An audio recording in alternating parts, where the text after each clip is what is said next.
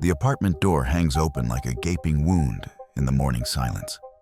Detective Sarah Martinez steps across the threshold, her trained eyes immediately cataloging the impossible scene before her. In the bedroom, 24-year-old Tammy Tatum lies unnaturally still, her arms positioned above her head in a grotesque tableau that screams of calculation rather than passion. The coroner's preliminary assessment sends chills through the investigation team. Tammy died from strangulation sometime between 9 p.m. and 9 a.m. But Martinez knows immediately that something doesn't fit. The scene is too pristine, too methodically arranged for a crime of passion. This killer possessed both time and disturbing knowledge of police procedure. What Martinez doesn't yet realize is that the perfect crime contains one microscopic flaw. A single strand of hair nestled invisibly among the bed sheets, waiting 13 years for science to give it a voice. 3 months before her death, Tammy had cradled her infant daughter Sadie with radiant joy, despite the purple bruise darkening her left cheek.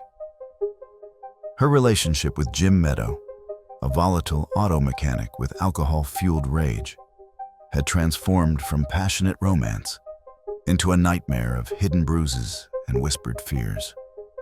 Friends watched in horror as Tammy's dreams crumbled. They witnessed the makeup covering fresh marks and heard the screams muffled behind locked doors.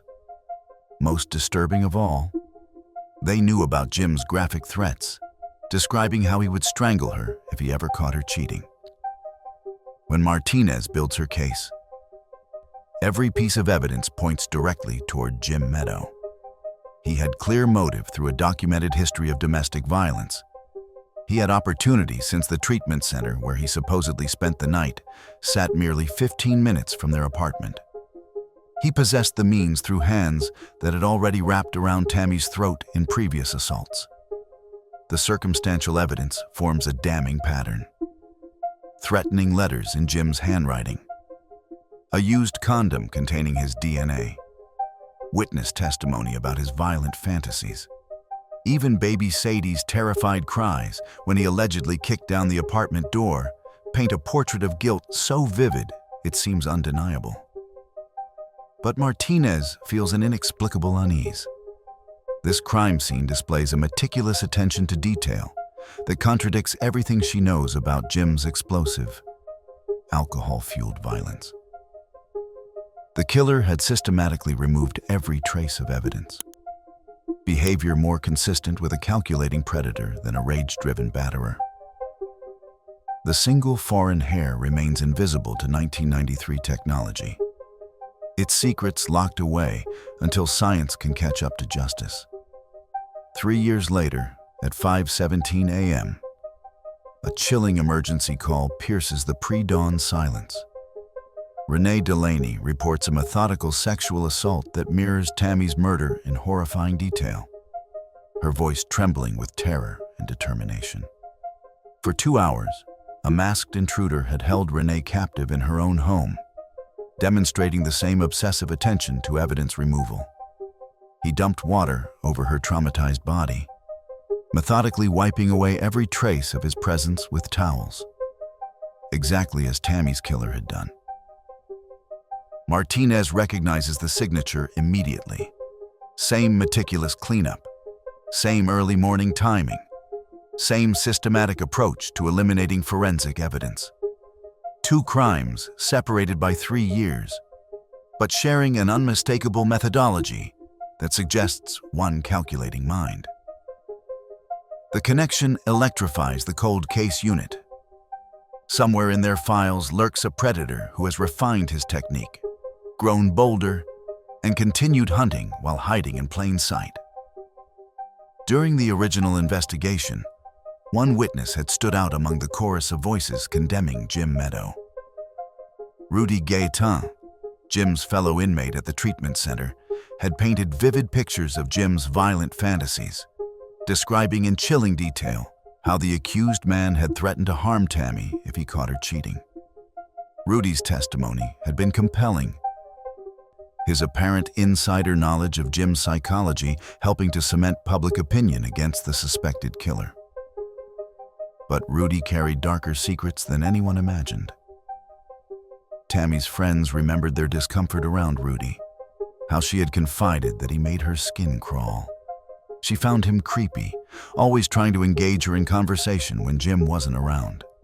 What investigators never discovered was Rudy's proximity to both crimes.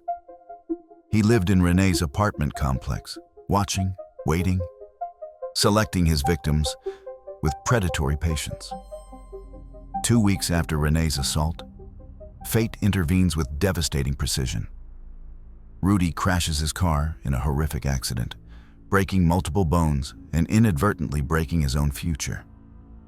Pain medication becomes his master, leading inevitably to prescription fraud, a felony that requires mandatory DNA submission upon release from prison. The technology that couldn't help in 1993 stands ready in 2006. Rudy's DNA sample hits the criminal database like lightning illuminating a dark landscape. When Detective Martinez receives the forensics call, her world tilts on its axis. The DNA profile from Renee Delaney's rape kit matches Rudy Gaetan perfectly.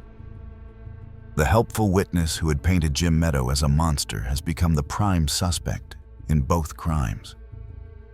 The man who sat in courtrooms describing another's violent fantasies had been living out his own twisted reality. 13 years after Tammy's murder, forensic technician Dr. Sarah Chen prepares to test the evidence that has waited patiently for its moment.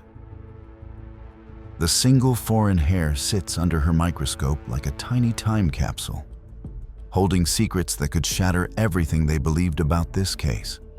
Modern DNA extraction technology has revolutionized forensic science. Where techniques from the 1990s required samples the size of quarters, current methods can extract full genetic profiles from microscopic traces. Science has finally caught up to this evidence. The extraction process unfolds with painstaking precision. Each step is documented, photographed, witnessed. This isn't merely testing, it's resurrection. Tammy Tatum's final struggle is about to speak from beyond the grave. When the computer produces the DNA profile, the laboratory falls silent. The genetic markers appear on screen like digital fingerprints, each allele a piece of an impossible puzzle. Dr. So Chen runs the comparison 3 times, unable to believe the magnitude of what she's discovering. The results electrify the department. The hair contains Rudy Gaetan's DNA. The tiny strand doesn't just connect Rudy to Tammy's murder, but completely rewrites the entire narrative of the case. Additional microscopic traces of his DNA on the cleaning towels reveal the sophistication of his deception. He hadn't just killed Tammy, but had manipulated the entire investigation, pointing accusatory fingers at Jim while positioning himself as a credible witness. Every piece of testimony Rudy had given and every detail he had shared about Jim's violent threats had served to deflect suspicion from himself. The irony cuts deeper than any blade. The man everyone suspected was innocent, while the man they trusted was a predator. In the interrogation room, Rudy Gaetan sits across from Detective Martinez, his elaborate web of lies finally collapsing around him. The DNA evidence forms an unbreakable chain of guilt, each link forged by his own genetic material. His confession emerges in fragments. He admits to murder while still attempting to minimize his culpability. The truth finally surfaces. Rudy had waited for Jim to leave that fatal night, then knocked on Tammy's door. She opened it, perhaps thinking Jim had returned. Rudy forced his way inside. During their desperate struggle, Tammy fought with a mother's fierce determination, pulling that single hair from his head. This strand would ultimately become her voice from beyond the grave. The courtroom verdict delivers swift justice. Rudy Gaetan is found guilty on all counts and receives 72 years. ensuring he will die behind prison walls. For Renee Delaney, justice brings not just closure, but profound purpose. She understands that Tammy's death saved her life, and she feels responsible to honor that sacrifice by living fully. Jim Meadow, cleared of all suspicion after years of public condemnation, begins the difficult process of rebuilding his shattered existence. In the evidence room, a single hair rests in its sealed container as a silent witness to a mother's final moments and keeper of secrets that took 13 years to unveil. Tammy Tatum never lived to see her daughter grow up, but her DNA, preserved in that microscopic strand, ensured her killer would face justice. Detective Martinez reflects on the case that defined her career, knowing that technology would eventually catch up with the evidence they had preserved. She never abandoned hope that this case would find resolution. Sometimes justice moves with glacial slowness, but it moves nonetheless. And sometimes, the smallest evidence speaks the loudest truth, echoing across years until science and determination finally converge to give victims their voice. The hair that spoke had waited 13 years to tell its story. When it finally did, it spoke with the authority of absolute truth, ensuring that Tammy Tatum's killer would never harm another innocent soul.